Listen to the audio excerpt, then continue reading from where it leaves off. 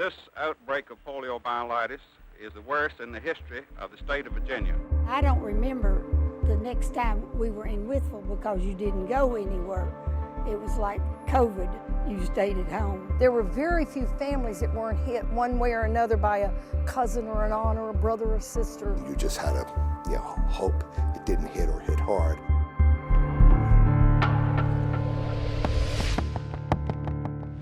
On a summer day in 1950, these streets would have been filled with the sounds of kids playing and shop doors swinging open. But that year, silence settled over Wytheville.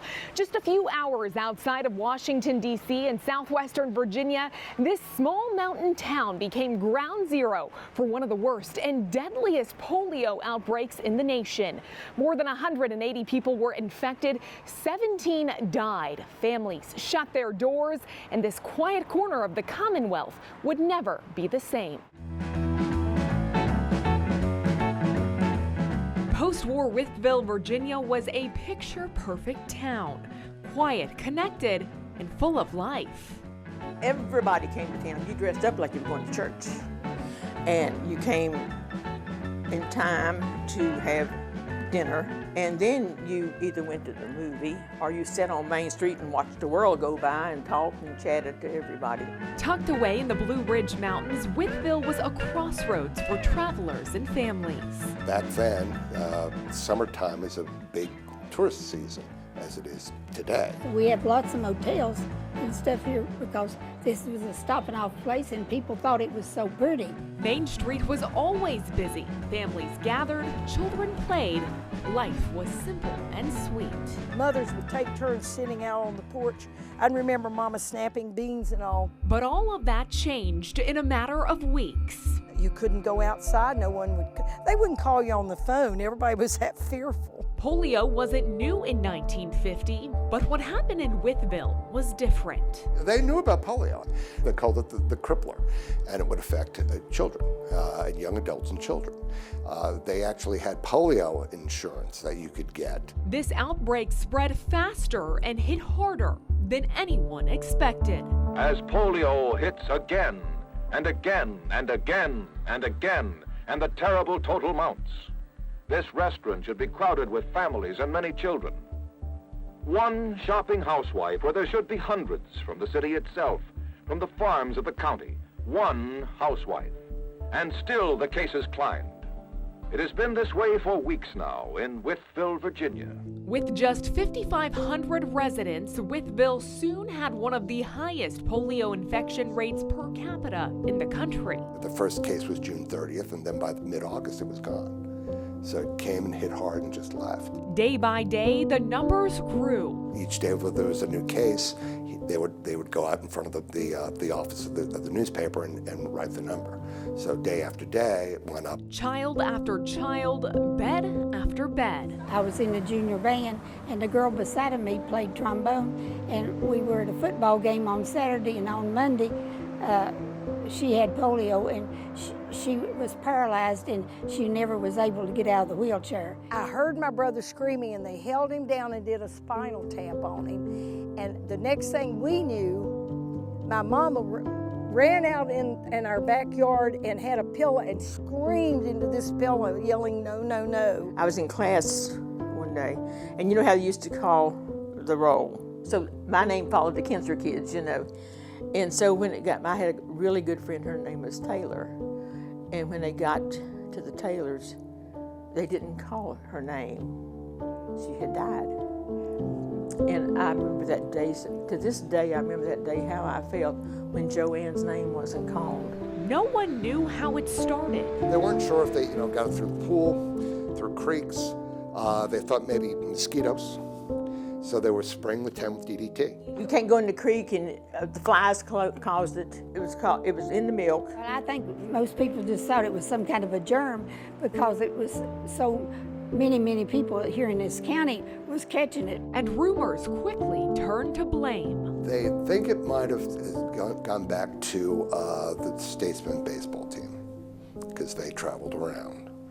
And Jimmy Sicrofico's son came down with polio. He's the first case. It was a horror because no one knew how it got here, and But we know that, you know, of course the ball team was blamed because this little fella got it. They canceled the baseball season after this happened, but they think that might have been the root cause. Where did that child get it to bring it here? Nobody would know. To this day, the source remains a mystery. Wonder why. Why would it have hit here so severely more than other towns? I don't know. What they did know, children were vulnerable and fear swept through the community just as relentlessly as the disease itself. We just wondered who was going to be next. And Mama would call in our groceries. They would leave them on the sidewalk and run. No one would come on our porch or in our yard. Would gather up comic books everywhere she could find them and put them in brown paper grocery bags, bake them in the oven, and then drop them off at the end of our driveway. Main Street emptied and stores shut their doors. Today our stores are doing no business. There are no shoppers. Today the newspaper that we publish twice a week carries no ads because there are no ads to carry. We invited people to not stop in our town, and people would drive through with their windows closed and they'd have bandanas over their face. I'm surprised that the merchants survived economically. There was nothing, no customers for months. The farmers were devastated because no one would buy their milk, and we have dairy farms in here, and no one wanted their beef or cattle. They were afraid to buy it. You know, was it contaminated? Wytheville, once a highway hub, was now isolated. I had a younger and older brother, and my grandmother, like we were farmers, she brought her eggs, had eggs, and she sold them at the market here. And so the boys begged her one day, "Can we ride to town with you?" "Yes, you can ride to town, but you cannot get out of the truck." Well, they decided, let's go see what Main Street looks like. They walked up the alley to Main Street, and it was a ghost town. He said, "I got scared." And we hightailed it back to the truck and sat there like, we haven't been out of this truck. And they never told anybody? He just told me a few weeks ago. I never knew that he'd slipped out of the truck and gone. He said, "You won't believe how scared I was." He said it was a total ghost town. Wow. He said there was nobody, no stores open, windows, shades down. You couldn't see anybody. So it was sort of like the summer without children. There was nobody out on the streets. 184 cases of polio were reported in Wythe County that summer. This outbreak of poliomyelitis is the worst in the history of the state of Virginia from the standpoint of the small area involved and the number of cases. With no cure and no vaccine, families watched helplessly. This open door is the sign that another polio victim is about to begin the long ride to Roanoke and the hospital. Day after day, night after night, this car, with its pitiful cargo of the stricken, rides the road to Roanoke, Wytheville's big neighbor in the Blue Ridge Mountains. Yet even in that summer of fear, the people of Wytheville held on. Every day you would hear on the radio how many new cases it was.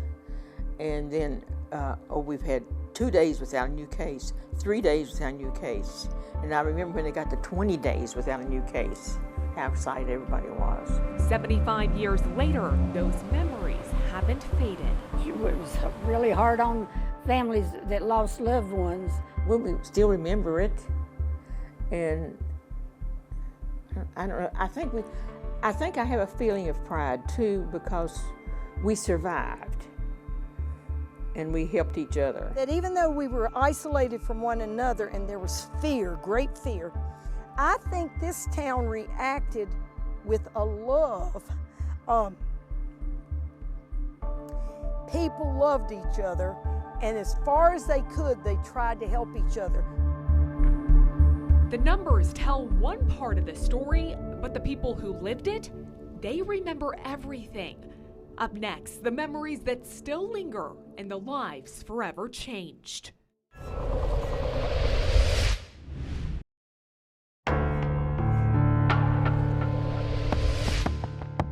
Today, it's hard to imagine that a place so peaceful could be faced with something so devastating. The headlines spoke of an outbreak, but in Wytheville, the fear was personal. Here there should be splashing, swimming, sun-kissed children.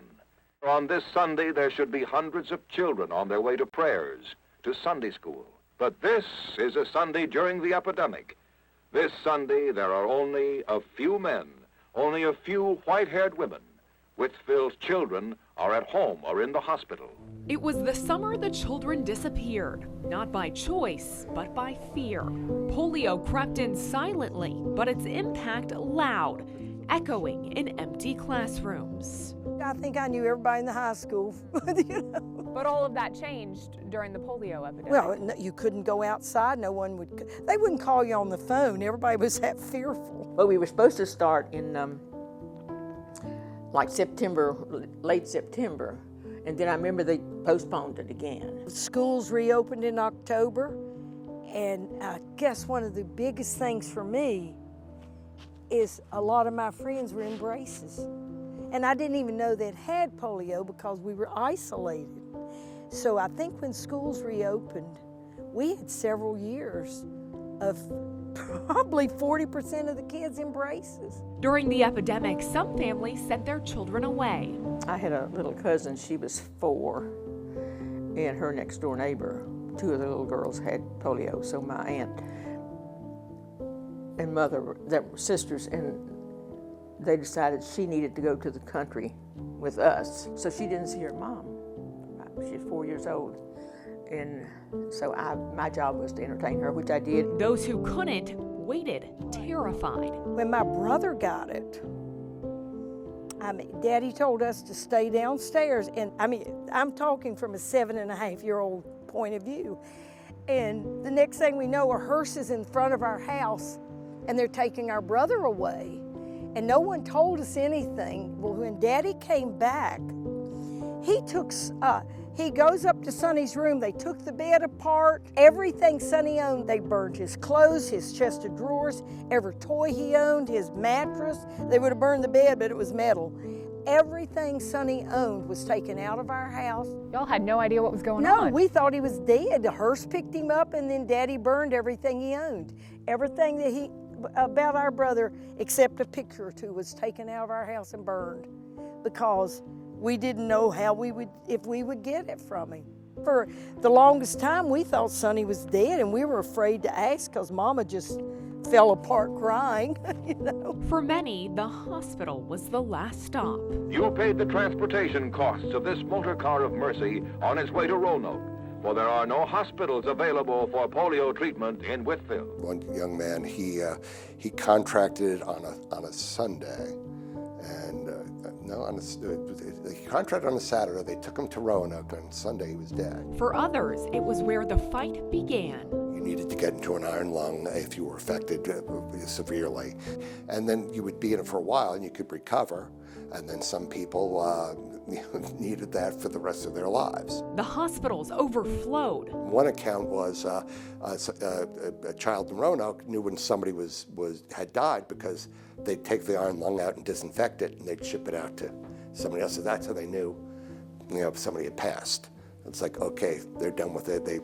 Now it's off to the next person to use, because they didn't have a lot of iron lungs, so they had to sort of stagger how they were going to be used and sort of, I guess, triage on who needed them the most. The funeral homes were overwhelmed. You needed more ambulances to transport people.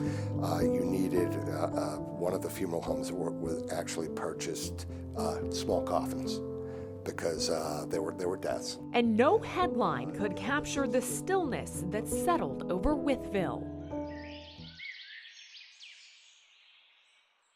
For the children that survived, the memories are a haunting reminder of the silence of that summer. What was the fear like for you, looking back? The fear, the heartbreak of that summer.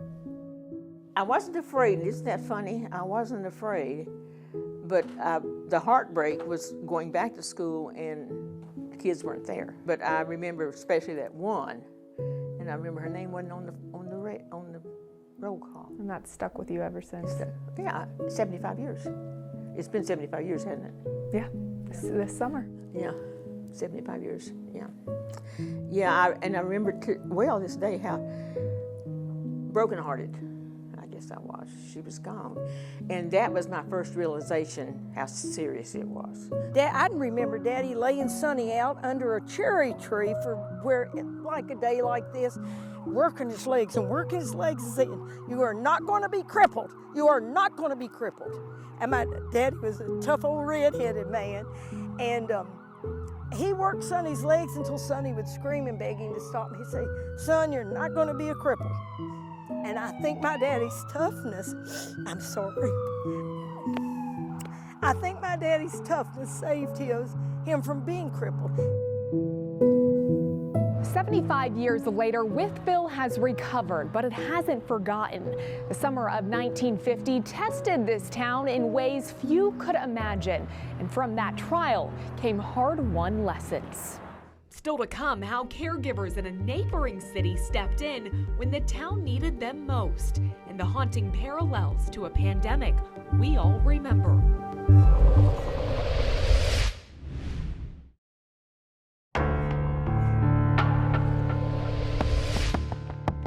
Long before the world knew the word pandemic, Wytheville lived it, as polio spread a nearby hospital and Roanoke was overwhelmed. Scenes reminiscent of what we'd witnessed decades later during COVID-19. We're deeply appreciative of every service that has been rendered.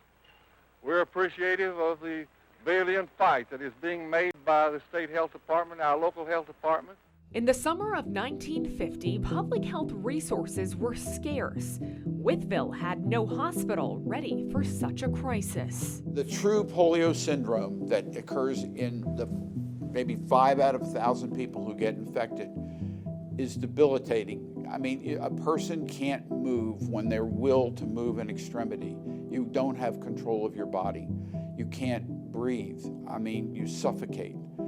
That, to me, has got to be a terrible sensation. Sick children were sent miles away, often to Roanoke. There were large numbers of patients being transferred in here into the Roanoke Valley and to then Roanoke Memorial Hospital for care. Roanoke's hospital was flooded, and polio didn't care about state lines, town borders, or skin color.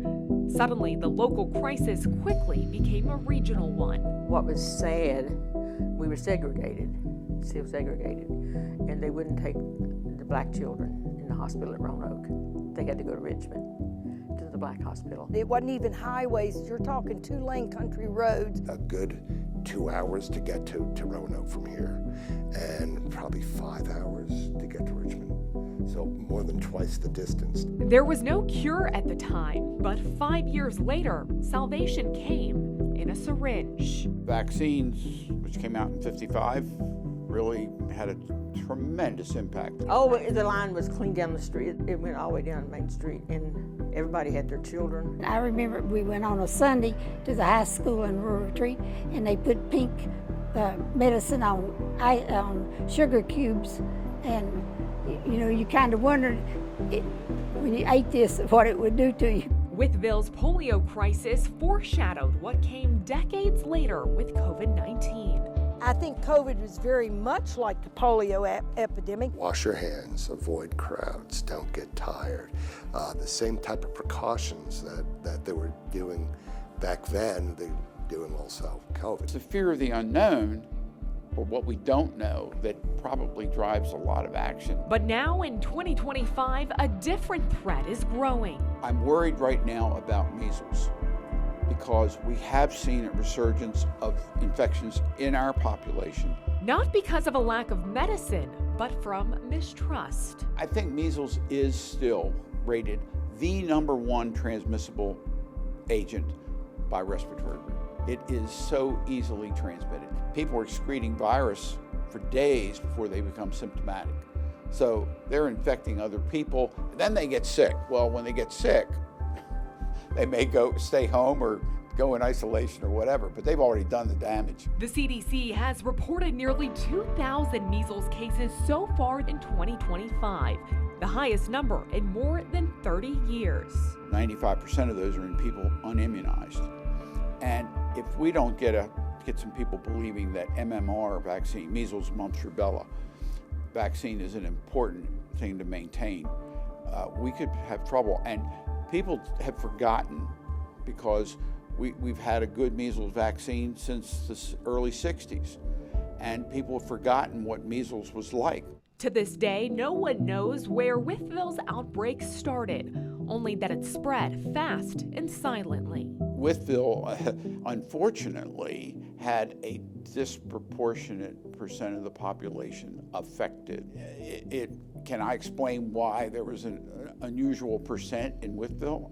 I don't think I know enough, if anyone knows enough, to explain that. It happened, unfortunately. As preventable diseases resurface, the biggest lesson may be this: the fight against disease isn't just one in labs, it's one in communities. The most meaningful perspective is what the Salk vaccine did to that epidemic that was occurring in the 50s. They saved people from dying, from being in an iron lung. The town council got together with the chamber, and they decided that they were going to put signs out outside of town that we have a polio outbreak.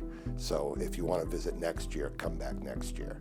So basically they put public health ahead of making a buck. Cooperation, unity. Everybody was in the same boat. God's in place and love can take care of it. I believe that with all my heart. I think there was a sympathetic and an empathetic support that every county may not have had. Though the world has moved on, Wytheville's story still echoes. A reminder that resilience, community, and even the smallest towns can have a lasting mark on history. Thanks for watching. I'm Jacqueline Matter.